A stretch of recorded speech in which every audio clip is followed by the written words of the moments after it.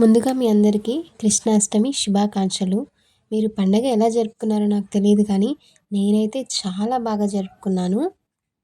ఆ రోజున ఏమేం చేశానో నేను మీకు షేర్ చేస్తాను. But please subscribe it. చూసిన ప్రతి ఒక్కళ్ళు గనుక సబ్స్క్రైబ్ అనేది చేస్తే ఛానల్ చాలా ముందుకెళ్తుంది. ఇక పూజ విషయానికొస్తే, ఆ రోజున నేను కృష్ణుడి బొమ్మని తెచ్చుకున్నాను. కృష్ణుడు, రాధ అలాగే ఆవు కూడా ఉండాలి. అలా ఉంటే చాలా మంచిది. ఇక ముగ్గులు వేసి, రంగులు వేసేసరికి టైం అయితే చాలా టైం పట్టింది. బట్ నేనైతే చాలా ఓపికగా, చాలా ప్రశాంతంగా చేశాను. ఇక కృష్ణుడి పాదాలు, ఇక కృష్ణుడి సెట్టింగ్స్ అవంతా సెట్ చేసేసరికి చాలా టైం అయితే పట్టింది. మందార పూలు, ఇంకా గన్నేరు పూలు, చాలా రకాల పూలైతే తెచ్చాను. వీటన్నిటికీ టైం అయితే చాలా పట్టింది.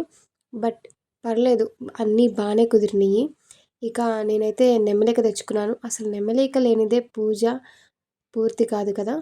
ఇంకా వెన్న చూడండి, చాలా షాపులు తిరిగాం మేము. బట్ ఒక్క షాప్లో అయితే దొరికింది.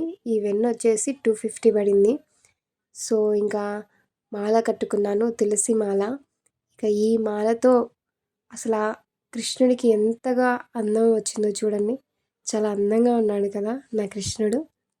ఇక తర్వాత ప్రసాదాల విషయంలోకి వస్తే, ముందైతే నేను వెన్నని వెండి గిన్నెలో పెట్టాను. వెండి గిన్నెలోనే ప్రసాదం పెట్టడం చాలా మంచిదండి. మీకుంటే వెండి గిన్నెలో పెట్టండి, లేదా రాగి, ఇత్తడి దేంట్లో అయినా పెట్టండి. బట్ నాకు ఉన్నాయి కాబట్టి నేను వెండి గిన్నెలోనే పెడతాను. ఇక చూడండి, వెన్న, ఇంకా తర్వాత నేనైతే అటుకుల పాయసం చేశాను. అటుకుల పాయసంలో కాస్త వెన్నని కూడా వేశాను. ఇంకా నోట్లో పెట్టుకుంటే కరిగిపోతుంది అలా. దాన్ని కూడా వెండి గిన్నెలో వేసిన తర్వాత 5 రకాల ప్రసాదాలైతే నేను మా అమ్మాయి చేత దేవుడికి నివేదన చేపించాను. పాలు, పళ్ళు, నైవేద్యం, ఇన్ని ప్రసాదాలైతే నేను రెడీ చేశాను. ఇక ప్రసాదాలన్నీ అక్కడ పెట్టుకున్న తర్వాత నాకైతే అష్టోత్తరాలు చదివే టైం లేదు. చాలా టైం అయిపోయింది వాటికే. సో నేను ఈవినింగ్ టైంలో చదువుకుంటాను చాలా ప్రశాంతంగా. ఆ టైంలో అయితే చదివినా చాలా మంచిది. ఇక నేనైతే చిన్ని కృష్ణుని మా ఇంట్లోకి ఆహ్వానించి చాలా మంచిగా పూజ చేసుకున్నాను.